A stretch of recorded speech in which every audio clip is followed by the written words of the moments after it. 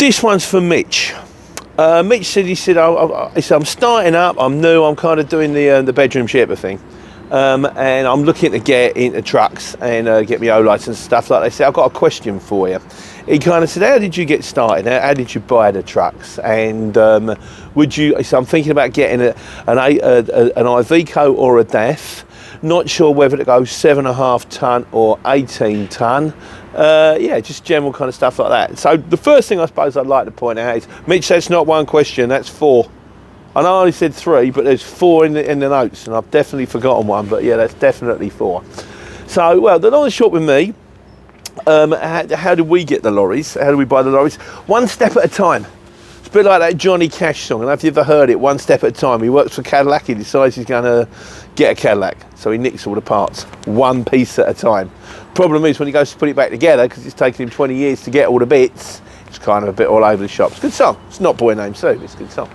Yeah, so what happened with me is we was in the Luton vans, and then I was in the Luton van, then I met Alan. I'll give you the abridged because I've done this before.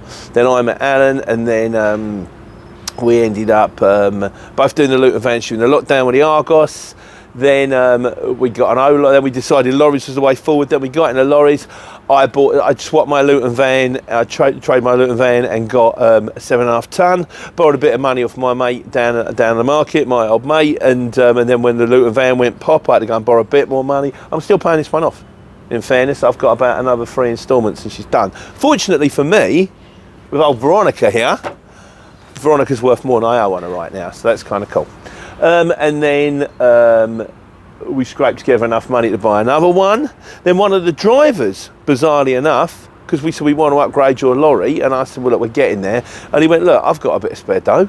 He said, as long as you can pay me back at this time, I can lend you it. And yes, so we ended up borrowing the money off one of our drivers to buy his lorry and then paying him back. And he was happy because he got a new lorry out of it, and he was happy to add into the firm. He's a nice guy, and you know, and it doesn't go unforgotten. These things will be remembered, like, you know. But yeah, so it's one piece at a time. It's like that the old Chinese saying, the old Japanese saying, whatever. It's journey of 1,000,000 miles starts with a single step, and all you do is whack-a-mole. When a problem comes up, the clutch goes.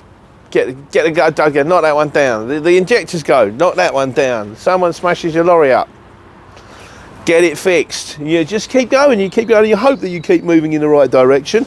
And bear in mind, everybody, the one thing that failure cannot, persistence is the one thing that failure cannot cope with. So no, that's how it worked. I'd like to say that there was a business plan in place, but the truth of the matter is, I spent most of my life living on the edge. If you're not living on the edge, you take up too much room. And it's getting tiring, I've got to say, as I get older, but I don't have an awful lot of choice. We just deal with one problem at a time. I did a video on this actually, it's quite interesting if you ever get a chance to watch it. But yeah, so that's what I do, and now we're up to 5 lorries, and now hopefully we're putting in a recruitment video for an extra person in the office, which will take pressure off the office staff so that they can handle the disavowed debt, which is our biggest problem at the moment, better, so we won't lose more money, so we'll focus on not losing money on the form of invoices, and then we're looking to streamline and then hopefully get truck number 6. At the same time, I'm currently working on a new customer, which hopefully will get us a contract, and you keep doing it. You have to be out in the world to do it. There's absolutely, the only way to start a business is to hold your nose and jump. There's no point talking about it. You've got to get involved. Get involved and it'll work or it doesn't. If it works, brilliant. If it doesn't, you find something else to do, and you keep doing that until you find something that does work.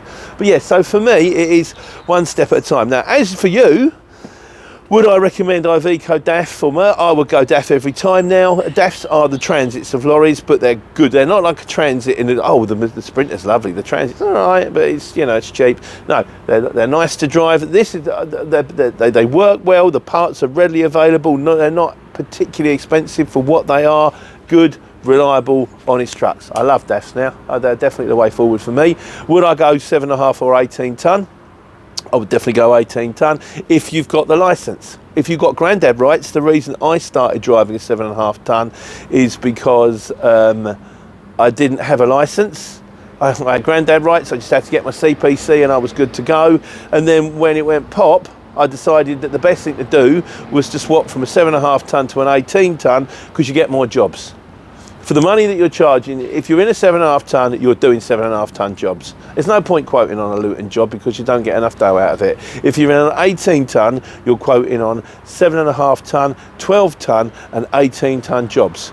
You could potentially go up to a 26, but more tyres, more diesel, heavier, longer wheelbase, more difficult to turn round, and there aren't that many. You score sometimes. You score because it's £16. It needs moving. We don't really get that much more dough for it. So I think that the sweet spot on the CX is 18 tons. That's working for us, and that's where we go forward. And I can't remember the other question, but I kind of hope that kind of fills in the gap. Like I said, I've said all this kind of stuff before, but yeah, the best thing to do, I would say, is apply for your operator's license if that's what you want. Just start it online, work out what you need, and then go for it, one step at a time. And if you get, once it's all submitted, if it looks like it's going smoothly and all that kind of stuff, do your CPC test. If you haven't got your 18 ton, do your 18 ton test. And when you get your operators and you've got your CPC and you've got your 18, you've got your class 2, go buy a truck. Then when you've got a truck, join the CX and you're good to go. And that's basically the way it works. And of course, if it doesn't work for any reason, you don't get your operators, but you have got your CPC and you have got your class 2, you've still got class 2.